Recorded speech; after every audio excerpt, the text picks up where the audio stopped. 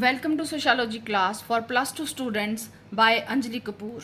Today we will discuss part 2, social exclusion, caste as discriminatory system and untouchability of chapter number 5, patterns of social inequality and exclusion, book 1. So what is social exclusion? Social exclusion refers to ways in which individuals may become cut off from full involvement in the wider society. It is the restrictions imposed on individuals or groups from having opportunities open to the majority of the population.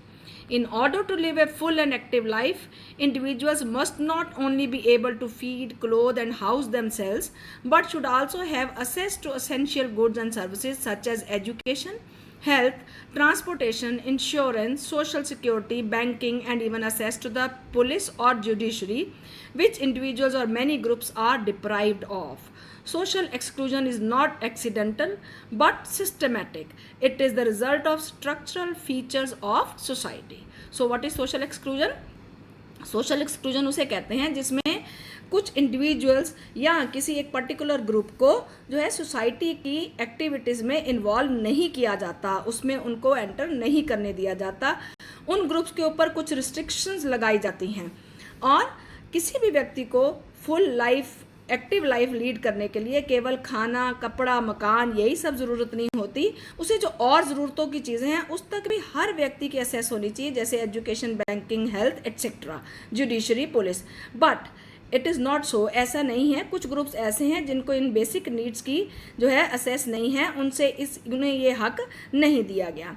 तो social exclusion जो है ये accidental नहीं है, systematically है, सोची समझी planned एक strategy है और ये हमारा जो स्ट्रक्चरल फीचर्स ऑफ सोसाइटी है उसी का परिणाम है.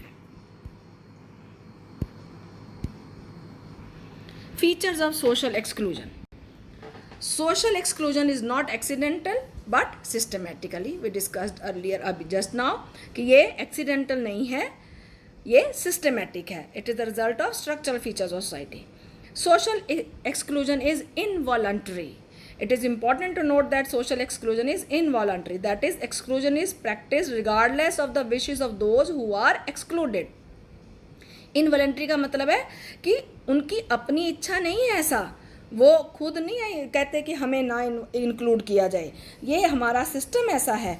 उनको उस व्यक्ति की विशेष चाहते हुए भी उसको जो जिन चीज़ों को भी जो अपर कास्ट हैं जिन भी एक्टिविटीज़ में चाहते हैं उनमें उनको एक्सक्लूड कर देते हैं. So it is involuntary. Social exclusion is discriminatory. Prolonged discriminatory or insulting behavior is often by the lower caste.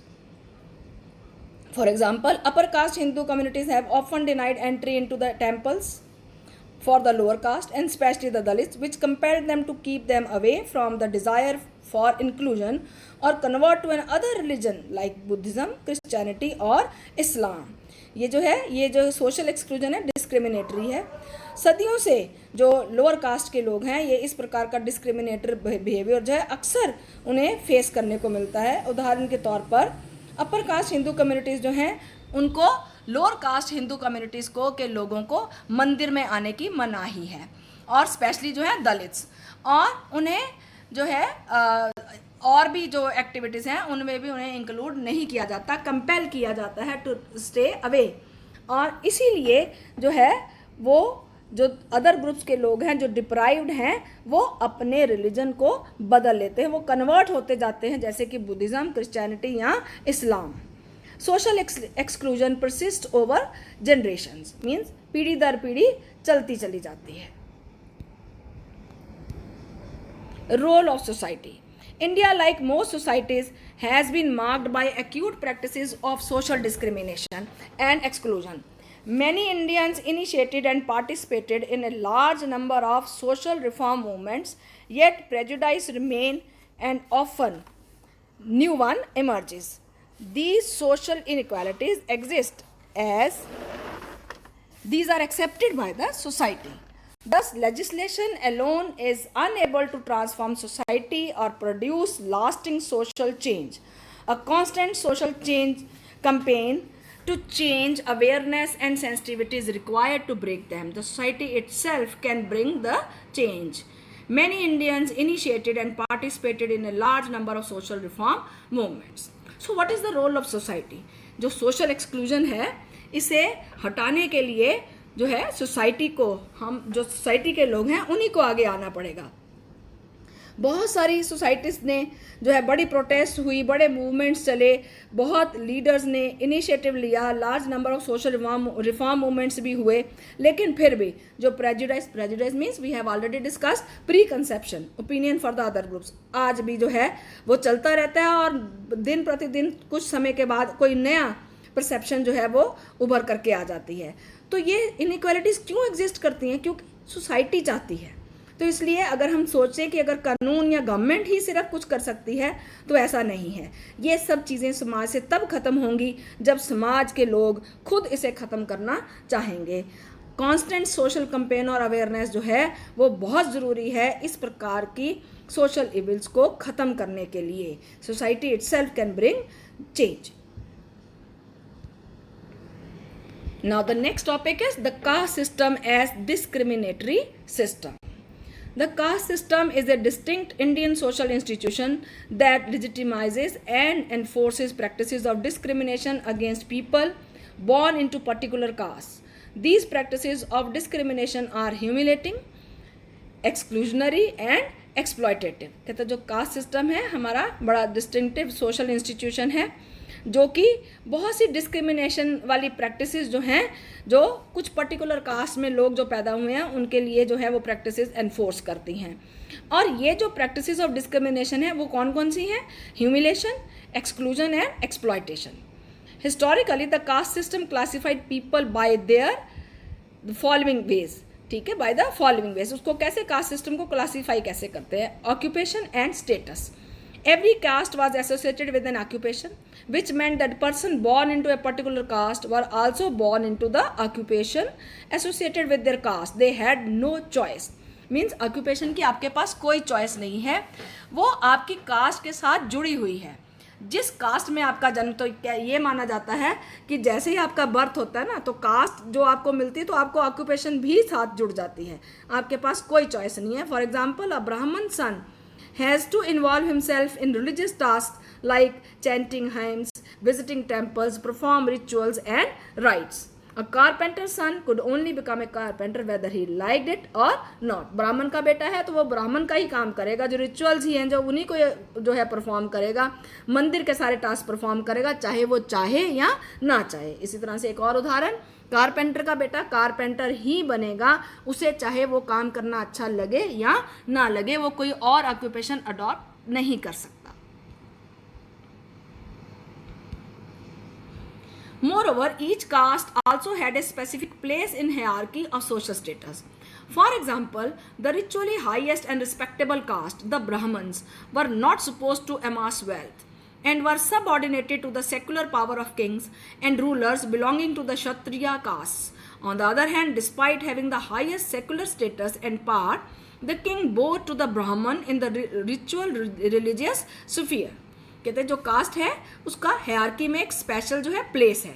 उदाहरण के तौर पर हमारे समाज में जो सबसे ऊंची जाति है और सबसे आदरणीय कास्ट जो है, रिस्पेक्टेड कास्ट जो है, वो कौन सी है? ब्राह्मण्स. तो उन्हें क्या है कि वेल्थ नहीं इकट्ठी करनी, लेकिन they were subordinated to the secular power of the kings और रूलिंग बिलोंग टू द, जबकि जो किंग है वो किस कास्ट का है? क्षत्रिय कास्ट का. ऑन द अदर हैंड, राजा के पास चाहे कितना भी जो है स्टेटस और पावर है, लेकिन जब रिचुअल्स जब परफॉर्म हो रहे होते हैं, ही इज सपोज टू बो टू द ब्राह्मण, उसे शीश निमाना ही होता है. There was a fairly close relationship between social status and economic status. The high castes were almost invariably of high economic status, while the low castes were almost always of low economic status. Social और economic status में भी correlation है. जो ऊंची जाति के लोग हैं उनका आर्थिक स्तर जो है वो हाई है, और जो निम्न जाति के लोग हैं उनका आर्थिक स्तर लो है. In modern times, and particularly since the 19th century, the link between caste and occupation has become much less rigid. Ritual religious prohibitions on occupational change are not easily imposed today. And it is easier than before to change one's occupations. लेकिन आज के समय की अगर हम बात करें, आधुनिक समय की बात करें, तो कास्ट और ऑक्यूपेशन के बीच में जो रिलेशन था ना, वो जो रिस्ट्रिक्शंस थी वो आज उतनी रिजिड नहीं है। रिचुअल रिलीजियस प्रोहिबिशन जो हैं on occupation change are not easily impose today. आज इतनी आसानी से हम वो बातें जो हैं हर एक व्यक्ति के ऊपर लागू जो है ज़बरदस्ती नहीं कर सकते। आज की डेट में अपनी ऑक्यूपेशन बदलना आसान है। ज़रूरी नहीं है कि जिस जाति में आपने जन्म लिया है उससे रिलेटेड जो काम है आप वही कर सकते हो। You have a choice of occupation. The correlation between caste and economic status is also weaker. जो इकोनॉमिक और जो कास्ट स्टेटस था वो भी कमज़ोर पड़ चुका है।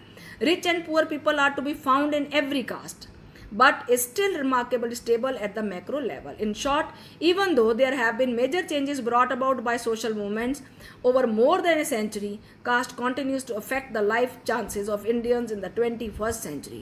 हालांकि बहुत ज़्यादा चेंजेस आ चुकी हैं, लेकिन फिर भी बहुत से सोशल मूवमेंट्स और रिफॉर्म्स भी जो हैं वो प्रोटेस्ट हुई, रिफॉर्म्स भी हुए, लेकिन फिर भी आज भी जो कास्ट सिस्टम है वो पूरी तरह से ख़त्म नहीं हुआ। 21st सेंचुरी में भी ये काफ़ी हद तक लोगों के जीवन को प्रभावित कर रहा है।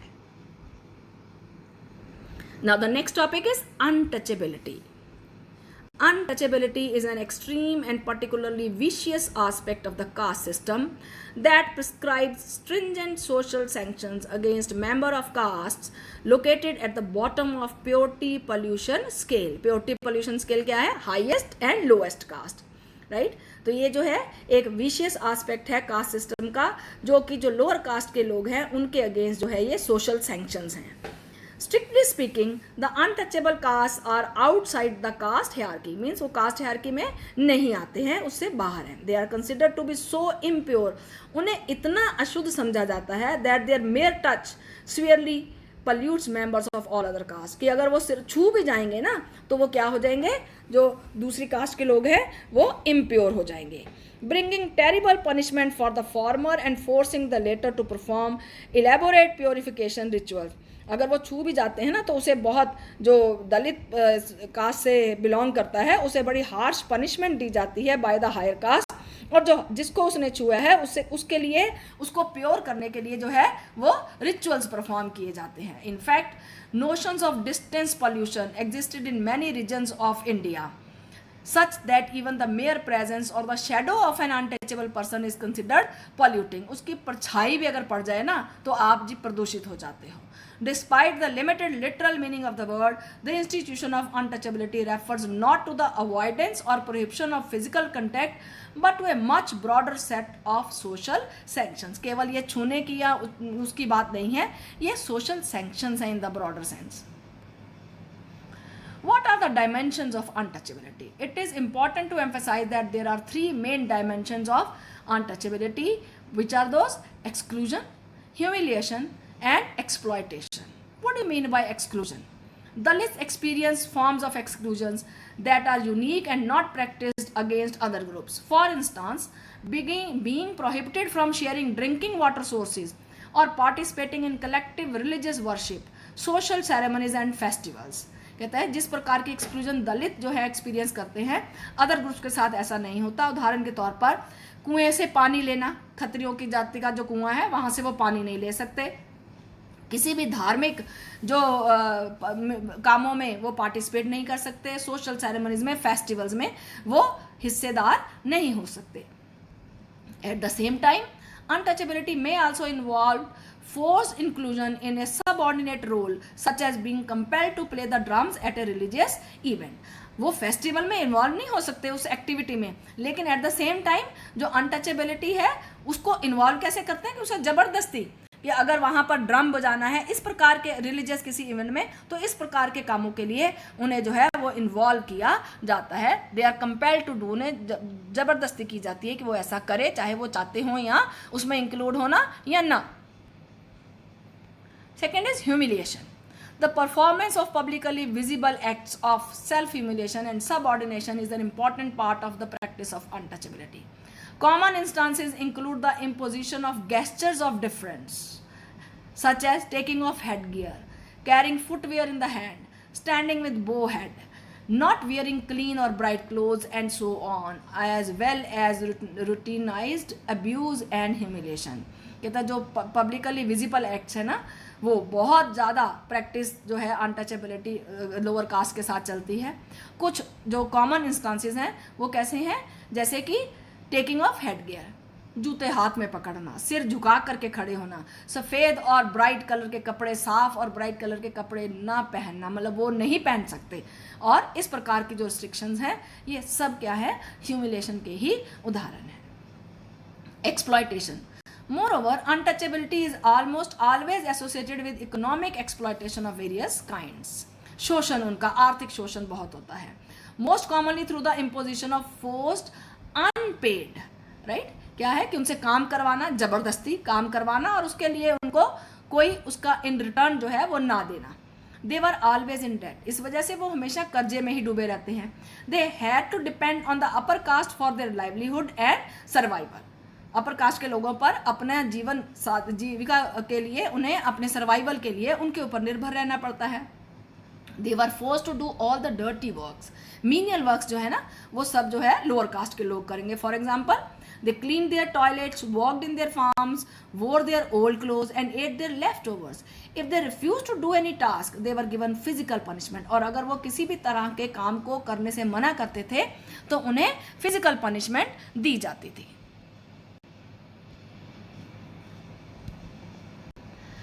The so-called untouchables have been referred to collectively by many names over the centuries. अब untouchability को जो है नाम अलग अलग समय पर दिए गए. Mahatma Gandhi had popularized the term Harijan, literally children of God, in the 1930s. Mahatma Gandhi ने इन्हें हरिजन नाम दिया जिसका मतलब है children of God. But however, the ex-untouchable communities and their leaders have coined another term, Dalit.